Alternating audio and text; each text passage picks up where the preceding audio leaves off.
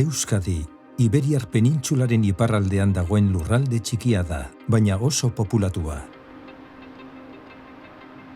Txikia izan arren lurralde askotarikoa da. Europako intereseko habitaten 135 inguru hartzen ditu. Fauna espezieen 121 eta flora espezieen 102.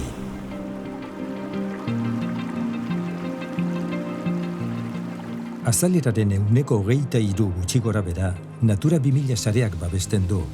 Sare hori, habitat naturalen eta basaflora eta basafaunako espezieen kontserbazioa Europa mailan bermatzeko sortu zen. Gune horietan mendiak, estuarioak, ibaiak, itsasertzeko espazioak, barnealdeko ezeguneak eta basoak aurki ditzakegu. Euskadiko naturari buruzko informazio sistemak gure lurraldearen dibertsitate naturalari buruzko informazioa biltzen du, bai espezie eta habitatena, zein lurraldearen eta eskualdeen intereseko lekuena. Informazioa integratzeko, kontsultatzeko eta aztertzeko tresna bat da, datuak berrerabiltzea eta pertsonen eta erakunden arteko lankidetza ahalbidetzen duena. Gainera balio erantsia du, sistemako elementu guztiak elkarren artean lotuta baitaude. Natura ezagutzeko sareko kideen lankidetzara irekitako sistema da. Sareko kideak, administrazio publikoak, unibertsitateak, ikerketa zentroak, enpresak, gizarte erakundeak eta naturaren kontserbazioan inplikatuta dauden pertsonak dira, eta sistema zabaltzeko eta hobetzeko konpromisoa hartzen dute.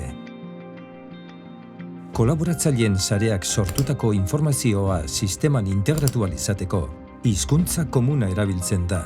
Hau da, metadatuak, estandarrak eta hiztegi kontrolatuak erabiltzen dira, beste lurralde batzuetako informazioarekin aldera daitekeen gutxieneko informazio normalizatua eduki ahal izateko. Sortutako informazio hori oso garrantzitsua da erabakiak hartzeko.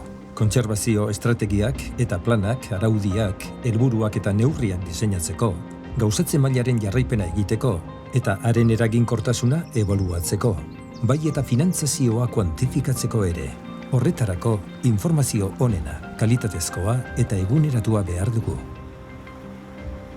Sistema, funtsezko tresna ere bada, espezieen eta habitaten kontserbazio egoeraren jarraipena eta ebaluazioa egiteko.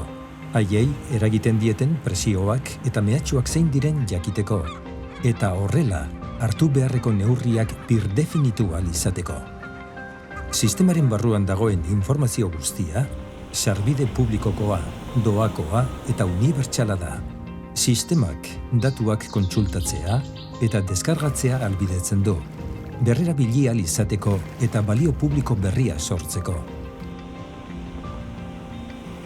Informazio sistema indartsu bat eta haren ezagutza sareko kideen arteko lankidetza arina izateak, natura ingurunearen ikuspegi zehatza eta erabilgarria izatea dakar. Gure gizartearen bizikalitatea hobetzeko jarduerak egin ahal izateko.